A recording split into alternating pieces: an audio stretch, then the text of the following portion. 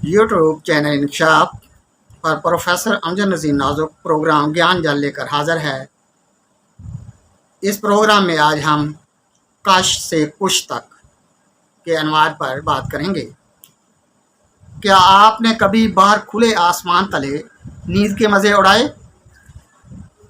और अगर रात अंधेरी हो और आसमान साफ नज़र आए, यानी गर्दो गबार की आलूदगी ना हो और बादल भी आसमान और आपके दरमियान हायल ना हो, तो आपको क्या नज़र आएगा? ताहद नज़र तारों भरा आसमान, जगमग जगमग करते तारे, एक दिलकश मंजर पेश करते हैं। ये लफ्ज़ दिलकश, कश और दिल के मिलने से बना है, जिसका मतलब है दिल को खींचने वाला। कश के यही मानी है, यानी खींचने वाला। गलती से आप इसे दिलकुश ना पढ़िएगा, ना ही दिलकुश बोलिएगा, ना ही दिलकुश पढ़िएगा। इस लफ्ज़ की दिलकशी ख़त्म हो जाएगी।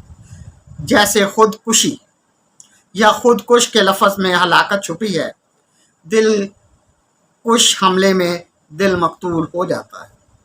आपने देखा, कश से कुश तक का लफ्ज़ी सफ़र बहार से ख़ज़ां तक का सफ़र है। बड़ी उम्र के लोगों या देहातियों को आपने हुक्का पीते तो देखा होगा। वो हुक्के की नह मुंह में रखकर ज़ोर से सांस खींचते हैं और धुआंधार मंजर का लुत्फ़ उठाकर खुश होते हैं। इस अमल को भी कश लगाना कहते हैं। कश से एक लफ्ज़ कशिश बना है, जिसका मतलब है खचावट। कश और खचावट हम मानी होने के बावजूद ये हरूफ लज्जत में ऐन मुखालिफ मालूम होते हैं। एक नरम और दूसरा खुरदरा है।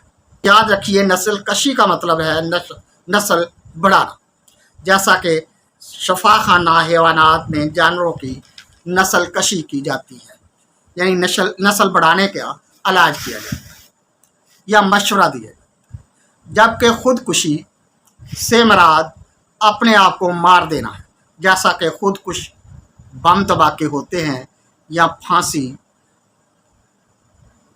पे अज खुद झूल जाना। सितारों भरी रात का जिक्र करते करते हम क्या गम अंगेज माहौल में चले गए। जहां आप तारीख रात में सितारों के झुरमुट देखते हैं, वहीं पर आपको सितारों से बनी बड़ी सी शाहराह या दूधिया रास्ता नज़र आएगा, जो आसमान के इस सिरे से उस सिरे तक मुहित होगा। अंग्रेज़ी में इसे मिल्की वे कहते हैं। ये वो कक्षा है जिसमें हमारा निज़ाम शमसी वाक़ है। इसका नाम एंड्रोमेडा भी साइंसी दुनिया में पकारा जाता है। गम आगेज़ या गम कशारात में ये फ़रखत रसा मालूम होता है। मशहूर है शेर, इन्हीं